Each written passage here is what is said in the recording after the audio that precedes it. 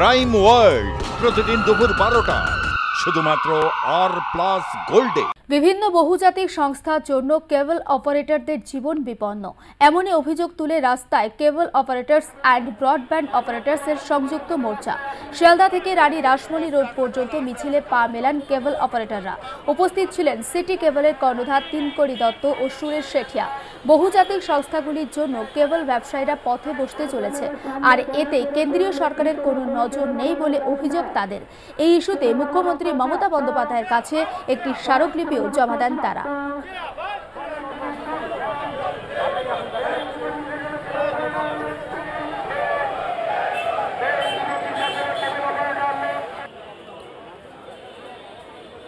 যেরকম আপনারা দেখছেন দুয়ারে সরকার, এত বছর দুয়ারে কেবল টিভি দিয়ে এসছে এই অপারেটররা।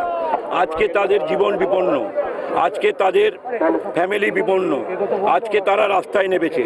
তার কারণ কি? রাস্তায় মানুষ তখন নামে যখন তাদের পরিবার, তাদের রুজি রোজগার নিয়ে টানাটানি হয়ে যায়।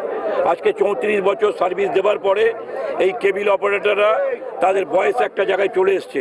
আজকে আমরা যারা এমএসও, আমরাও কিন্তু এই কেবল টিভির অপারেটরদের ভরসায় প্রত্যেকটা বাড়িতে লাইন দিতে পারি। আমরা নিজেরা কোনো জায়গায় ডাইরেক্ট লাইন দিই না, আমরা এই কেবল অপারেটরদেরকে নিয়ে আমরা কাজ করি, কিন্তু সেই কাজটাও আজকে বিপন্ন হতে চলেছে। বহুজাতিক সংস্থা তারা কিভাবে দেখছেন আপনারা আজকের এই বিজনেসটাকে নষ্ট করে দিতে চাইছে, নানা রকম সিস্টেম এনেছে, যেটা মানুষ আজকে হয়তো বুঝতে পারছে না, কিন্তু কিছুদিন পরে মানুষ বুঝতে পারবে যখন এই অপারেটর থাকবে না, যে তাদের কত টাকা দিয়ে এই কেবল টিভি দেখতে হবে।